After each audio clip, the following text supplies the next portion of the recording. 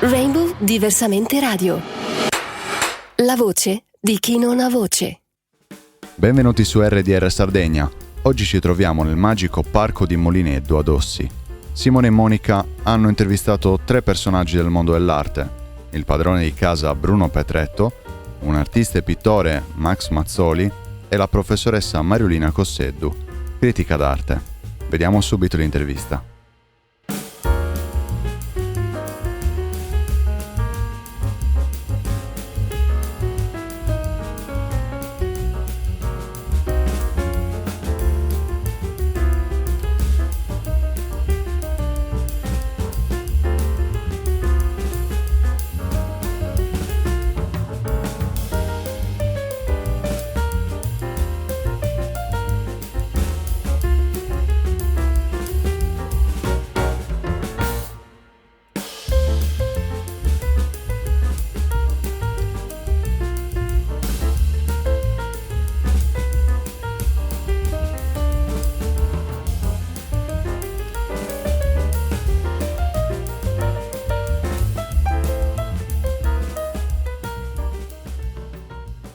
Benvenuti a RDR Sardegna.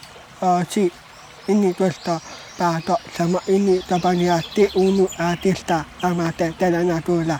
Seguite la nostra intervista e scoprirete di chi stiamo parlando.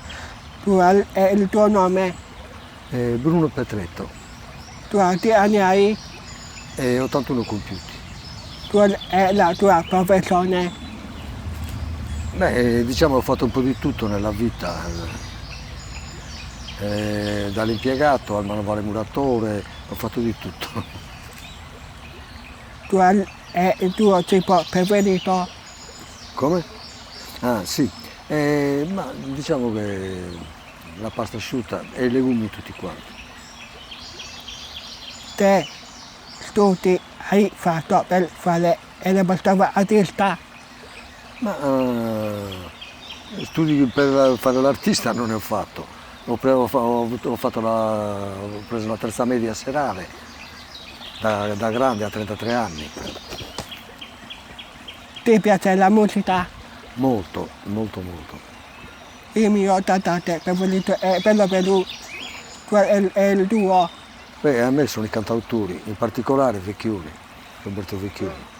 Il parco di Molineddo, dove è nata l'idea di teatro.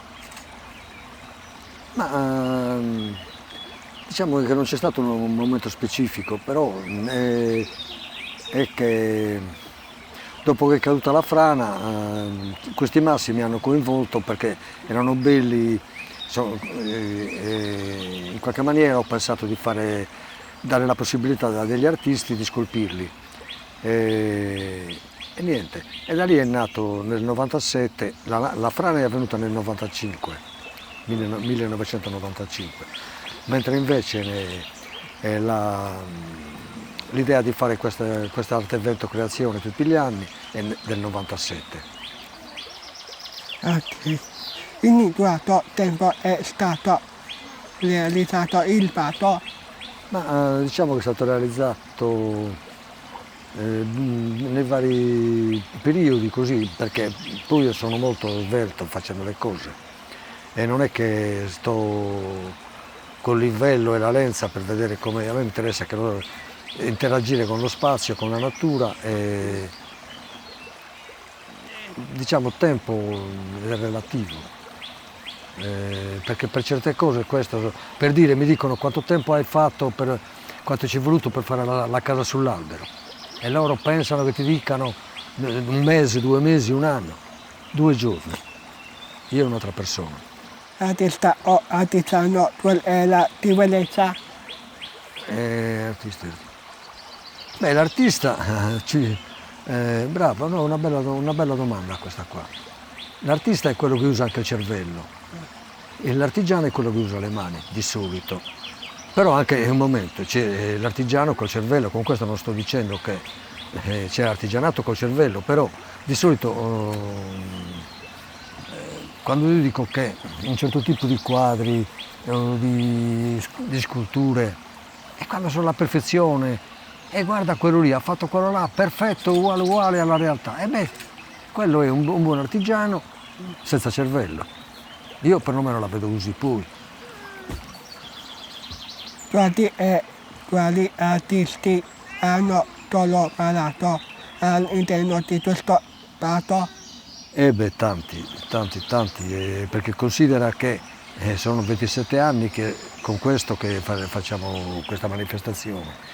E certi anni addirittura siamo arrivati a 60 artisti. Adesso a dirli tutti mi sembra un po'. Ma ti potrei dire che gli artisti più bravi della Sardegna sono passati qui. E non solo della Sardegna, perché ci sono anche artisti dell'Accademia di Belle Arti di Urbino, di Roma, dell'Accademia di Belle Arti di Palermo, che già hanno fatto dei bei lavori qui. Potete usare le peli di animali e le cose degli alberi, cosa le presentano per te? Diciamo che rappresentano, cioè non è che rappresentano, la parola non è più che altro è che quello che io uso della natura in qualche maniera è per dargli la possibilità di essere, perché di solito uso cose che sono al di fuori, diciamo, cose che gli altri non vedono, tipo le cortecce che cadono dalla pianta, le pelli di animali, le zampe di pecora, come è capitato in quel lavoro che ho fatto a Belchida, tra Migezze, che consisteva in 760 zampe di pecora messe così in movimento, senza corpo, però allo stesso tempo avevano un altro significato, sicché non è che quello che rappresenta quello che. Per me è importante dare la possibilità a quelle cose che non hanno, per parecchi sono cose che buttano senza nessun più interesse, mentre invece io cerco in qualche maniera di dargli un'altra nuova vita, assemblandole a tante altre situazioni, diciamo. Che relazione c'è tra arte e natura? Diciamo che tra l'arte e la natura è arte già, perché io adesso, per dire, nel campo della pittura sono state fatte tante cose molto molto belle. Io preferisco l'uomo che si è cimentato con i quadri, con le arti visive, che con la scultura. La scultura, chissà perché preferisco quella della natura io. Perché l'uomo nel campo della scultura non mi ha, non lo so, forse sarò ignorante, però il fatto che sia reale qua e là, le vene, non è altro che. Sì, è ovvio che sono delle cose che interessanti, però l'arte la vedo in funzione alla creazione, cioè essere al di fuori della realtà.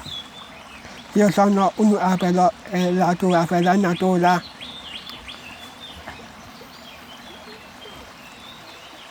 Ma non proprio, io non mi sento nei confronti della natura, io mi sento più un corvo, ma non più, io sono un corvo, proprio perché c'è stato questo trasporto sempre nei confronti di questo animale, dove in qualche maniera mi è molto simile. Ma c'è stato un periodo addirittura che mi veniva il verso del corvo da fare in certi momenti di notte.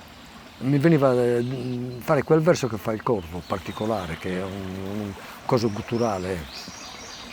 No, il corvo per me è molto molto. Non mi sento albero, anche se sono albero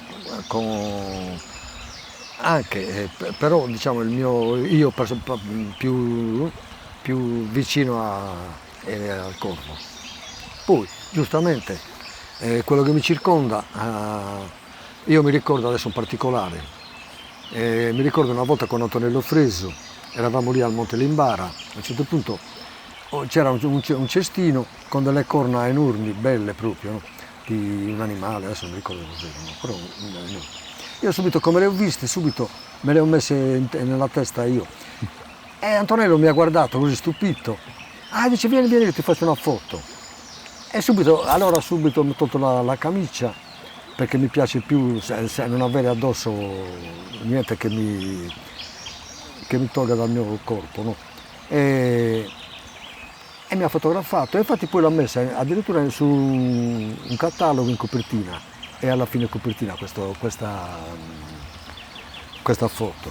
E questo è per dirti, no, che mi medesimo in tutto quello che mi circonda, o perlomeno non è che mi medesimo e cerco di capire e di essere quello che mi circonda.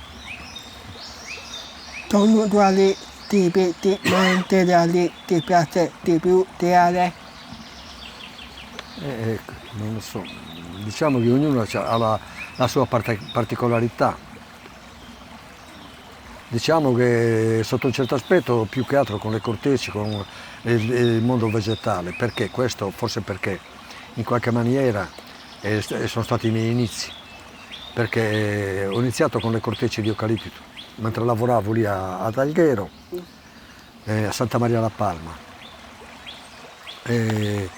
Ho visto questo ai primi anni 70, fine 60. Ho visto questa corteccia di eucalipto che mi era piaciuta subito per il colore e per la sua maleabilità che aveva, era molto... il tatto era bello a toccarla e mi sono innamorato senza sapere neanche cosa dovevo fare. L'ho presa, l'ho raccolta e già pensando che si sarebbe deteriorata come tutto si deteriora, lasciandola libera. Cosa ho fatto? Le ho messe sotto dei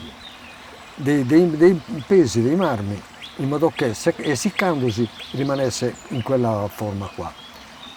Poi mi è capitato che un amico mi ha fatto vedere un quadro e lui mi ha detto, guarda questo quadro, dice, me l'ha vantato un critico. Io nella mia ignoranza assoluta, che oggi un po' me l'ho fatta una certa cultura, però allora proprio ero zero completo, non avevo mai guardato un quadro, non avevo mai né guardato né visto, proprio non c'era non esisteva quel mondo. Ma non mi è uscito queste parole così, perché già da allora c'era un rifiuto a quello che è reale, che tu non me lo puoi far spacciare per... era una cosa che già da allora non la sentivo. Beh, ho detto questo qua te lo faccio con cortecce, ma l'ho detto senza sapere neanche quello che stavo dicendo.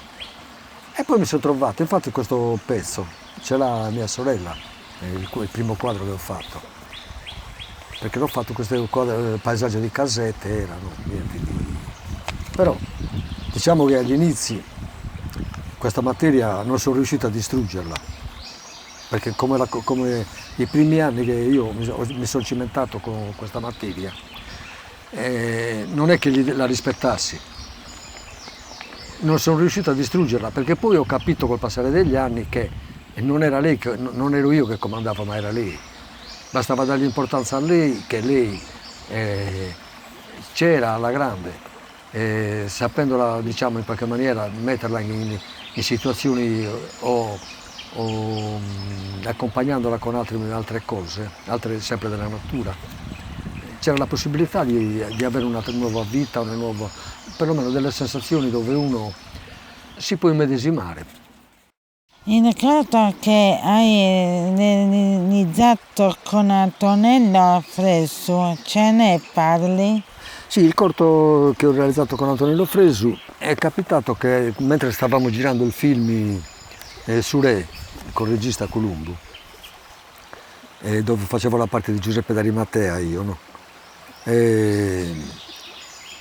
Mentre durante un momento di pausa ho visto questa cavità in un albero enorme, una grande cavità. Allora ho chiamato subito questo amico, una della troupe, no? Gli ho detto riprendimi che io me ne entro dentro questa cavità. E mi sono fatto lì. Allora, però girandomi ho visto un'altra parte, che c'era un altro. Allora mi è venuta un'idea, un flash sul fatto di come potevo reagire con questa pianta. L'ho detto a Antonello Fresu, che è venuto con Dani Rossini, siamo andati insieme e mentre stavamo andando, percorrendo un bel tratto di strada a piedi, io ero come in trance, camminando svelto verso in campagna, no? A un certo punto, senza girarmi per niente, non mi sono reso conto che Antonello Fresu mi stava riprendendo. Io arrivo di là, tutto questo, non ho avuto mai un attimo di cosa, entro dentro questo tronco, questa cavità, e lì poi si sono avvicinati loro e quando poi Antonello mi ha dato due video di quello che gli avevo detto io che dovevo fare, che uno è intitolato Il sogno, l'altro La nascita. Cosa è successo? Me ne dà 3 di video. E ho detto, come mai 3? E dice, vedi. E allora mi ha fatto vedere che quello che aveva fatto senza che io me ne accorgessi. Rainbow Diversamente Radio. La voce di chi non ha voce.